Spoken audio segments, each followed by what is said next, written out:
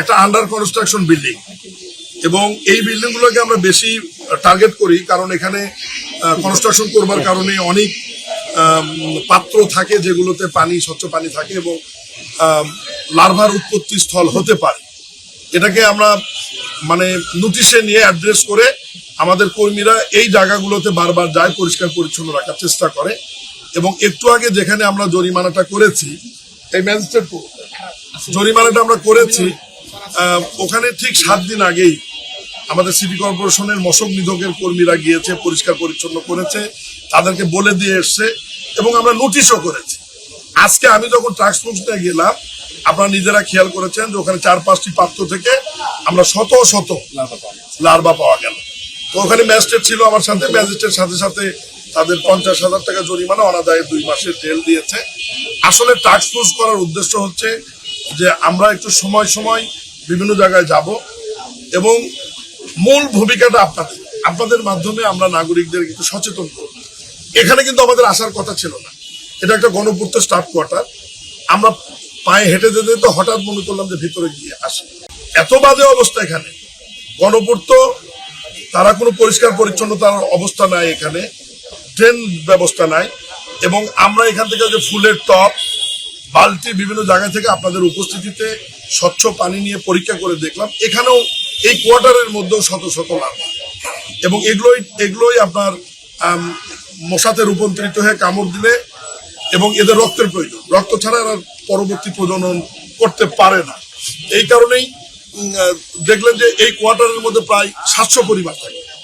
700 পরিবারকে যদি আমরা 5 দিয়ে গুণ করি কম বেশি, তাহলে 350 জন বা 400 লোক থাকে এই সীমানার মধ্যে। তাহলে এখানে আমরা মাত্র 3-4টা পাত্রের মধ্যেই কিন্তু কয়েক শত লার্ভা দেখেছি। তাহলে এরা আক্রমণগুলো করবে তো এই বাড়িগুলোতেই, এবং তারা ইফেক্টেড হবে। এই জন্য আমি এখানকার যারা তরুণ যারা ছিল, জেএনজি, তাদেরকে নিয়ে ঘুরেছি, তাদেরকে দেখিয়েছি। আমরা কিন্তু ছোটবেলায় এগুলো করেছি, আপনিও করেছেন, আমরাও করেছি। স্কুল লাইফে দলবদ্ধভাবে বন্ধু বান্ধবের একসাথে হয়ে নিজের এলাকাটা পরিষ্কার করেছি। সব তো রাষ্ট্রের উপর ছেড়ে দিলে হবে না। স্টাফ কোয়ার্টার একটা সংবিধিবদ্ধ এলাকা, সংরক্ষিত এলাকা।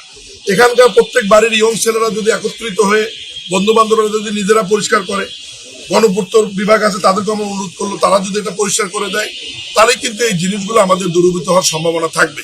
আর আমরা চেষ্টা করছি প্রতিনিয়ত প্রত্যেকটি ওয়ার্ডে আমাদের, যদিও কর্মী সংখ্যা আমাদের কম, কিন্তু তারপর 10 থেকে 11 জন প্রত্যেকদিন কিন্তু কাজ করছে। তারা নোটিশ দিচ্ছে, যেখানে লার্ভা পাওয়া যাচ্ছে সেখানে আমরা সাবধানের স্টিকার লাগিয়ে দিচ্ছি, মানুষকে সচেতন করছি। আর বিশেষ করে আপনাদের প্রচারটা আমাদের খুবই হেল্প করছে। এই জন্য আমি ইলেকট্রিক মিডিয়া, প্রিন্ট মিডিয়া এবং সামাজিক যোগাযোগ মাধ্যমকে আমাদের স্থানীয় সরকার বিভাগ মন্ত্রণালয়ের পক্ষ থেকে, উত্তর এবং দক্ষিণ সিটি কর্পোরেশনের পক্ষ থেকে আন্তরিক ধন্যবাদ এবং কৃতজ্ঞতা জানাই।